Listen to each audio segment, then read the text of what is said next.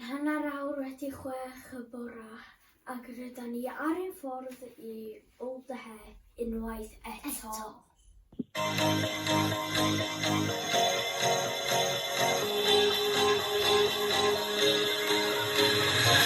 Do you ever feel like a plastic bag drifting through the wind, wanting to start again?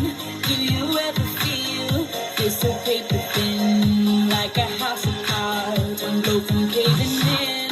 Do you ever feel already buried deep, 6 feet under screens and no one seems to hear a thing? Do you know that there's still a chance for you, 'cause there's a spark in you, you just gotta ignite the light and let it shine.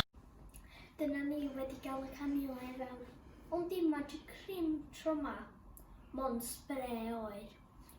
Ond, gesiwch be, nath o'n brifo o gwbl, o'n i'n wedi teimlo fo. Tara!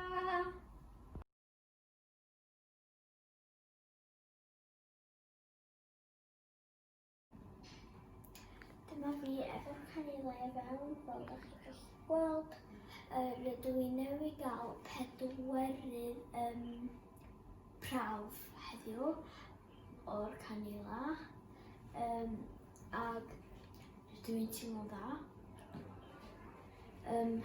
Mond un arall I fynd rwan a bydda chi yn cael mynd adra full speed fel yna efo car.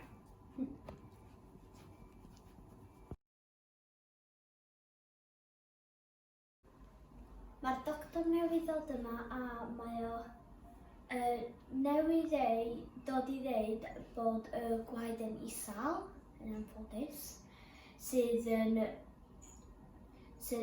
ella meddwl bod nhw wedi ffindio allan pan rydw i'n blino lot ar ôl ysgol, felly maen nhw wedi trefnu mwy o brofion iddo fi. Dwi'n gweld dod yna lot o'n dwi'n meddwl. Da ni jyst angen disgwyl I weld os fydd y doctor yn gadael os fydd ei digon da I fynd adra. Croeso bysaidd. Hwre! Mae'r nyrs newydd gadael ni fynd adra.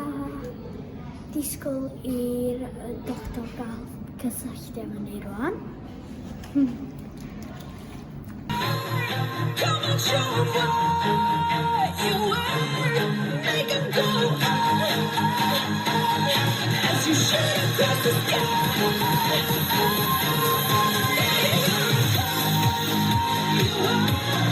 Come on, let your colors burst, make them go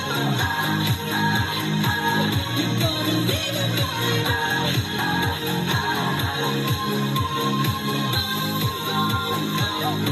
even brighter than the moon,